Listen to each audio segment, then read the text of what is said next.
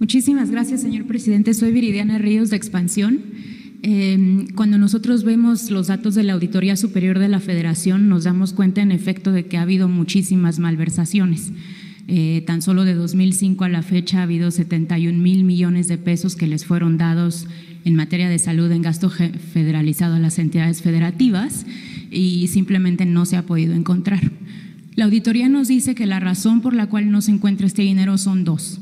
Una es porque se le da a los amigos, no se da en licitaciones, sino que da solamente a la gente cercana al poder. Y la segunda es porque no se le da, no se tiene una capacidad administrativa para gastar bien el dinero. Lo que usted dice, que hay un enorme problema de desorganización en los estados. Nos dice usted que al centralizar la salud, estos problemas se van a disminuir. Pero lo que hemos visto es que durante el último año de su mandato ha habido severos problemas también administrativos. De hecho, se tiene un subejercicio de prácticamente 150,000 millones. Y también se han otorgado muchos contratos sin licitación. Se dice que hasta el 74% de ellos. Entonces, me gustaría saber qué va a hacer usted diferente este año para que se pueda cumplir su visión. Bueno, primero no hay subejercicio en salud. Es que sí hay, de acuerdo a los datos de Hacienda. Pero 150,000 millones es… ¿Cuánto tenemos de presupuesto? 72,000 millones sí, pero bueno, 40,000 son lo que le va a usted dar a salud, ¿no? Entonces 150 sí es significativo. Entonces quiere decir que no se gastó nada. No, sí hay una cantidad, ¿no?, de presupuesto no ejercido precisamente por la austeridad, porque ahorramos, ¿sí? O sea que tienes razón, nada más que la cantidad no es esa. No tengo ahora, pero no podrían ser 150,000 millones, no podría ser. ¿En todo el gobierno dices? Sí. No, tampoco. Ya me hizo reír, presidente. No. Ahorros. Es que depende cómo se vea. A ver, les pongo un ejemplo. En el 18, sí, se ejercieron en presidencia, ya parezco disco rayado, 3,600 millones. El año pasado ejercimos 800. ¿Qué fue? Sí. ¿Subejercicio o ahorro? No. Se tenía el presupuesto, sí. Nada más que se cancelaron partidas.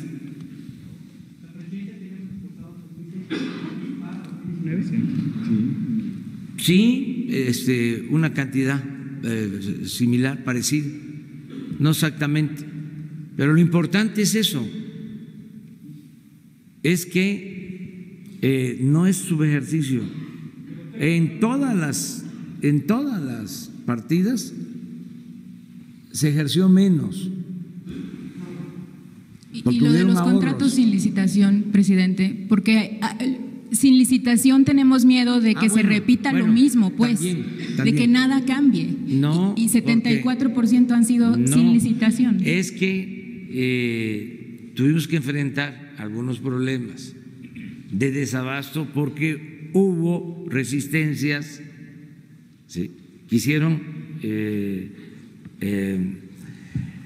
forzarnos a dar marcha atrás a lo de la compra consolidada de medicamentos. ¿Qué es lo que hacen? A ver, le llaman claves a los medicamentos y se licitan 1,500 claves y resulta que se ofrecen 800 claves de las 1,000 200, quedan 400, Klaus. Al momento de que ya se hizo la licitación y que quedaron esas 400 libres, lo que se hacía era asignación directa con los contratos. Y ya esos medicamentos, el precio de esos medicamentos ya se elevaban hasta 3 veces. ¿Sí? Esa era parte de la maniobra. Se procedió así y quedaron desiertos, ¿sí? Porque pensaban de que iba a continuar lo mismo. ¿Qué se hizo? La Secretaría de Hacienda, a través de la Oficialía Mayor, con los servidores públicos, decidieron dónde comprar. Incluso se tuvo que comprar medicamentos en Francia y lo vamos a seguir haciendo si se necesita. O sea, licitaciones internacionales, y si no hay, porque se pongan de acuerdo, ¿sí?, y no quieran vendernos, como lo hicieron en el caso de medicinas para la atención a enfermos con SIDA o a niños enfermos de cáncer. A ver, Hugo, a ver, explícalo. O sea, es que es interesante esto para que todos sepamos. Con mucho gusto, presidente. La maniobra de los medicamentos del cáncer y también la del VIH. Sí. Sí, VIH. Con mucho gusto. Como dice el presidente, es extremadamente ilustrativo lo que vivimos en 2019, de cómo se perturbaba intencionalmente, se afectaba el proceso de las licitaciones, el proceso de las adquisiciones públicas. Esto de siempre, o de muchos años, por lo menos antes de 2019. En 2019 se intentó o intentaron los distintos proveedores, no todos, desde luego hay proveedores honestos que respetan la ley, pero un número grande de proveedores intentaron hacer este tipo de maniobras. Entonces les voy a ilustrar primero lo que ocurrió con los medicamentos para el VIH. Lo que ocurrió es que teníamos un esquema de tratamiento en México que está definido de acuerdo a unos lineamientos, a una guía de manejo, que tiene gruesamente, me voy a referir solamente al caso de medicamentos para adultos, tenía 38 medicamentos. De estos medicamentos teníamos esquemas ya de combinaciones para tratar a los pacientes, que había más de 750 combinaciones. Un dato para que ustedes lo puedan interpretar: médicamente la combinación de medicamentos está indicada en este campo específico, pero 750 lo que nos habla es un enorme desorden del uso de los medicamentos para el VIH, porque son combinaciones no adecuadas. En muchos casos encontramos uso de medicamentos antiguos. Encontramos el uso, por ejemplo, del primer medicamento contra el VIH que se descubrió o se inventó a principios de los años 80. Es un medicamento que ya está en desuso a nivel mundial y en México se seguía utilizando. Y lo que empezamos a ver es que esto no era un acto casual, el uso o el mal uso de estas combinaciones de tratamiento. Empezamos a ver patrones de distribución en el territorio mexicano y nos llamaba la atención que encontrábamos combinaciones no adecuadas en algunas regiones. Entonces, ¿cómo puede ser que exista una guía nacional que es obligatoria, hay una compra nacional de medicamentos para el VIH, pero ya se usan de una manera o de otra? ¿Qué encontramos ahí? Y esto es sumamente revelador: que existían presiones por parte de intermediarios de la industria farmacéutica. Y aquí quiero recordar lo que dijimos a lo largo de 2019. Descubrimos que una cosa eran las compañías que fabrican los medicamentos y otra muy importante, una concentración de pocas compañías que los distribuían. Ese fue un descubrimiento importantísimo, porque estas pocas compañías que los distribuían hacían la comercialización, la representación legal, etcétera, y tenían amarrados con convenios de exclusividad a las distintas compañías que fabrican los medicamentos. Bueno, pues estas compañías de distribución ejercían presiones hacia los médicos que recetan, las personas profesionales de la medicina, médicos que recetan directamente los medicamentos antirretrovirales para el VIH.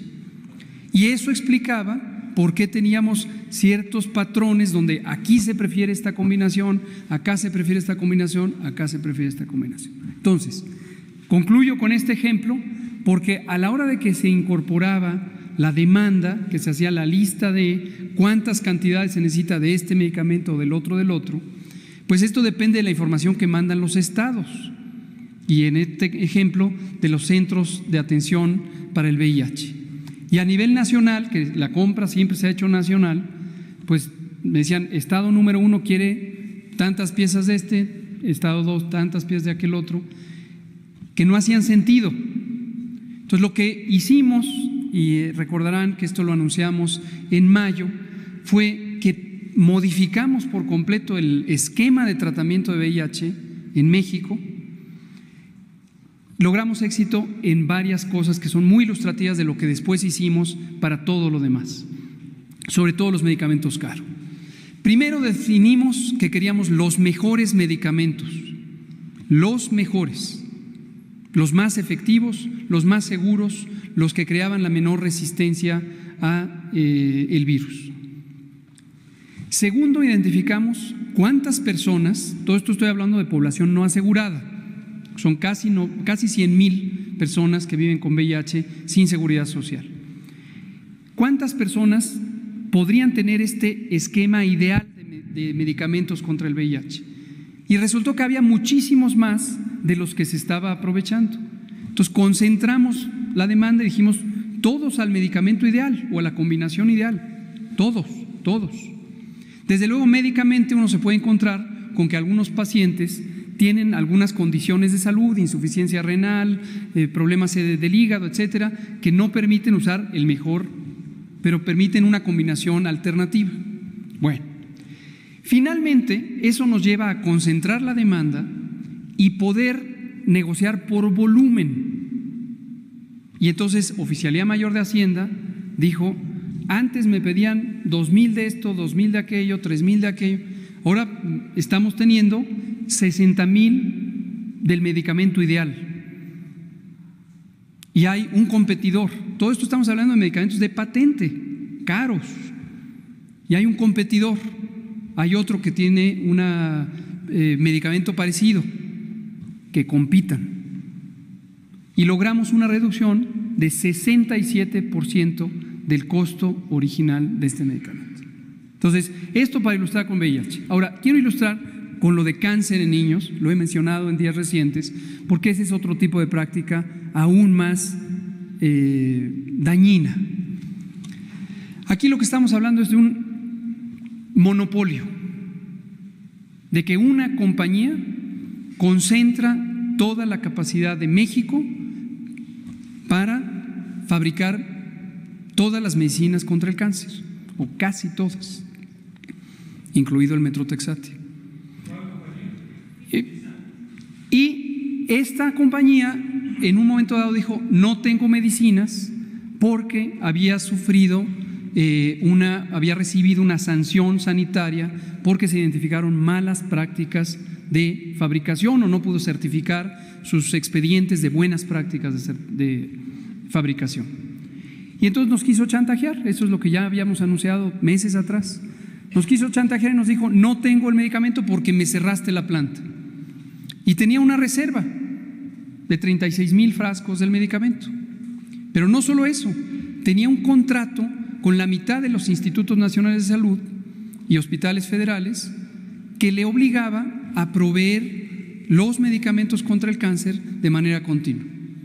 Y ahí fue donde justamente el presidente nos dijo, si en México no hay, Si la única compañía que fabrica en México no lo quiere dar, búsquenlo fuera. Y lo hicimos. Y entonces encontramos quién lo tiene, lo compramos. Recordarán que lo recibimos ahí a las 3 de la mañana en el aeropuerto y en una semana teníamos el medicamento aquí. Mi agradecimiento a la Secretaría de Marina, Armada de México, por cierto, porque nos ayudó con toda la logística de distribución y logramos tener esto.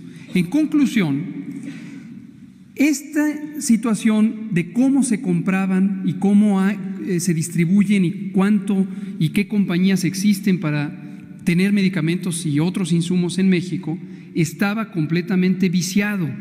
Había monopolios, había exfuncionarios involucrados en el asunto, había controles de mercados, hay sabotaje, había sabotaje y han seguido saboteando. Algunos opinólogos de repente se sorprenden que hablemos de sabotaje. Hablamos de sabotaje cuando hay una práctica malintencionada de alterar la capacidad del país de proveer servicios de salud. No veo que pueda tener otro nombre cuando hay una intención deliberada de alterar la capacidad del país de tener tratamientos médicos para la población. Entonces, eso es lo que pasaba. Y en conclusión, y lo hemos dicho desde el inicio, tenemos el respaldo directo del presidente y tenemos la convicción de todos los funcionarios, no vamos a permitir el sabotaje porque nuestra misión es proteger la salud de la población. Gracias. La compañía, ¿cuál es? Casa Saba, Nadro, fármacos especializados. Como dice el presidente, eso les toca a ustedes investigarlo, pero lo podemos seguir hablando.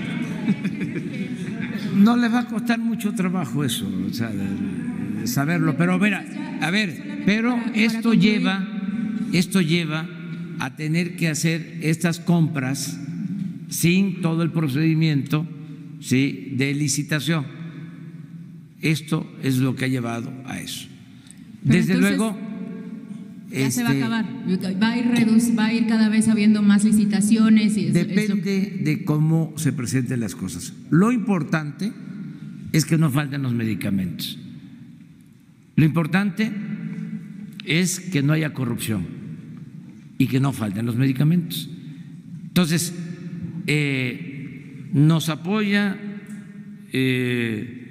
la Fuerza Aérea. Tenemos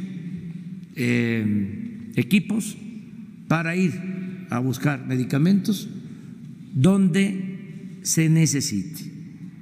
Y tenemos los recursos y tenemos un convenio con la ONU para que todos estos procesos sean acompañados con ellos y nos garanticen transparencia.